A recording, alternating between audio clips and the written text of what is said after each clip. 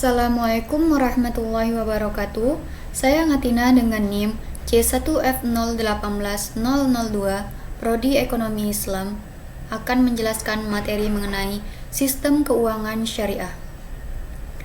Penjelasan pertama mengenai konsep memelihara harta kekayaan yang bertujuan agar harta yang dimiliki oleh manusia diperoleh dan digunakan sesuai dengan syariah, sehingga harta yang dimiliki halal dan sesuai dengan keinginan pemilik mutlak dari kekayaan tersebut, yaitu Allah Subhanahu wa Ta'ala. Yang kedua, memperoleh dan menggunakan harta dalam syariah. Memperoleh harta dalam Islam, bentuk usaha dalam memperoleh harta yang menjadi karunia Allah untuk dimiliki oleh manusia bagi menunjang kehidupannya. Secara garis besar ada dua bentuk. Yang pertama, memperoleh harta tersebut secara langsung sebelum dimiliki oleh siapapun. Bentuk yang jelas dari mendapatkan harta yang baru sebelum jadi milik oleh siapapun adalah menghidupkan atau menggarap tanah yang mati atau disebut dengan ihya al-mawad. Yang kedua, memperoleh harta yang telah dimiliki oleh seseorang melalui suatu transaksi. Menggunakan harta kekayaan.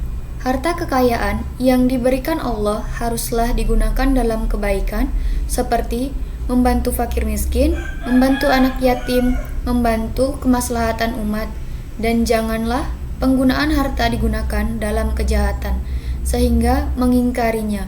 Maka dari itulah Allah selalu mengingatkan kita untuk selalu bersyukur. Yang selanjutnya yaitu akad kontrak transaksi. Yang pertama, akad. Akad diartikan dengan hubungan dan kesepakatan, perpindahan pemilikan dari suatu pihak yang melakukan ijab kepada pihak lain yang menyatakan qabul. Yang kedua, kontrak. Kontrak syariah adalah hukum yang mengatur perjanjian atau perikatan yang sengaja dibuat secara tertulis berdasarkan prinsip-prinsip syariah sebagai alat bukti bagi para pihak yang berkepentingan. Yang ketiga yaitu transaksi. Transaksi adalah jual beli merupakan perbuatan hukum antara pihak penjual di satu pihak dengan pihak pembeli lain mengenai suatu barang.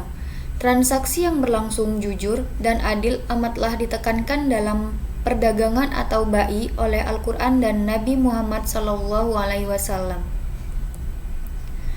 Yang selanjutnya yaitu transaksi yang dilarang dalam Islam. Yang pertama, penipuan. Penipuan terjadi apabila salah satu pihak tidak mengetahui informasi yang diketahui pihak lain. Yang kedua, perjudian atau sering disebut dengan maisir, yaitu memperoleh sesuatu atau mendapat keuntungan dengan yang sangat mudah tanpa kerja keras. Yang ketiga, ihtikar atau penimbunan barang. Pembelian sesuatu yang dibutuhkan masyarakat, kemudian menyimpannya sehingga barang tersebut berkurang di pasaran dan meningkatkan kenaikan harga. Yang selanjutnya yaitu gharar. Ketidakjelasan ini dapat menimbulkan pertikaian antara para pihak dan ada pihak yang dirugikan. Selanjutnya yaitu riba dan jenis riba. Riba berasal dari bahasa Arab yang berarti tambahan, berkembang, meningkat, dan membesar. Imam Syarazi mendefinisikan riba sebagai tambahan yang disyaratkan dalam transaksi bisnis tanpa adanya padanan iwat yang dibenarkan syariah atas penambahan tersebut. Jenis riba terbagi menjadi dua. Yang pertama, riba hutang piutang. Yang dibagi lagi menjadi dua yaitu riba qard, suatu manfaat atau tingkat kelebihan tertentu yang disyaratkan terhadap yang berutang. Riba yang muncul akibat adanya tambahan atas pokok pinjaman yang dipersyaratkan di muka oleh kreditur atau sohibul mal kepada pihak yang berutang. Yang kedua, riba jahiliyah.